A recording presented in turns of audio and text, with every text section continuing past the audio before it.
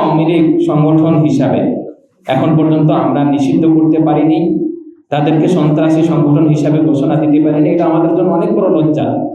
এক শাপলার ট্র্যাজেডি, এক শাপলার গণহত্যার দিকেই যদি আমরা তাকাই, এত মানুষকে শহীদ করেছেন, এত মানুষের উপরে নির্যাতন করেছেন, অনেক মানুষ এই আওয়ামী লীগের নির্যাতনে নিজেদের বঙ্গুত্ব বরণ করতে হয়েছে।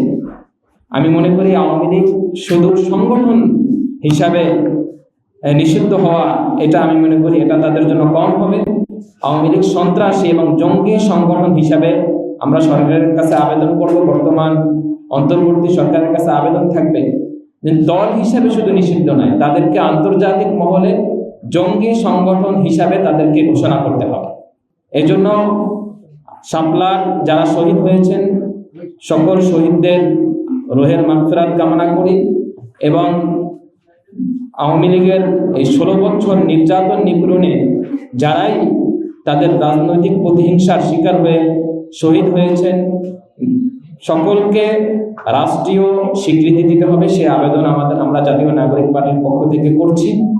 এবং সকল যারা আহত অবস্থায় কষ্টে জীবনযাপন করছেন সকলকে সুস্থ ট্রিটমেন্টের জন্য, সকলের সুস্থতার জন্য সরকারের পক্ষ থেকে তাদের খরচ বহন করতে হবে। এই বলে আমি আমার বক্তব্য শেষ করছি।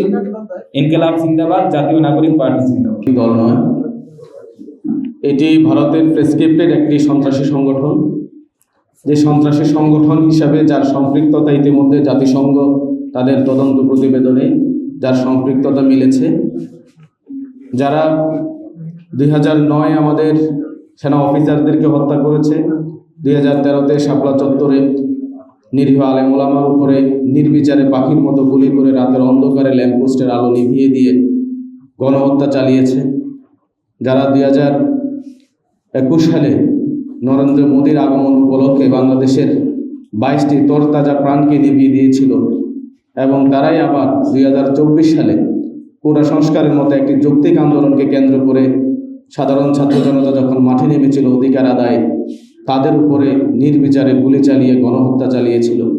কাজেই এই আওয়ামী লীগ এটি কোনো রাজনৈতিক দল নয়, এটি একটি ফ্যাসিস্ট সন্ত্রাসী গোষ্ঠী, যার পরিকল্পনা হয় দিল্লিতে বসে এবং সেটা এক্সিকিউশন হয় এই বাংলাদেশে। এরকম একটি বিদেশের ষড়যন্ত্রের প্রেসক্রিপ্টের একটা সন্ত্রাসী সংগঠনকে বাংলাদেশে রাজনীতি করার কোনো অধিকার এবং তাদের রাজনীতি করার কোনো নৈতিক অধিকার আছে বলে আমরা মনে করি না। এবং বাংলাদেশের মানুষ, শহীদ আহত পরিবারগুলো আগামী দিনে এই আওয়ামী লীগকে নতুন করে রাজনীতিতে পুনর্বাসন হওয়ার যেই অপষড়যন্ত্র, সেটিকে রুখে দেবে ইনশাআল্লাহ।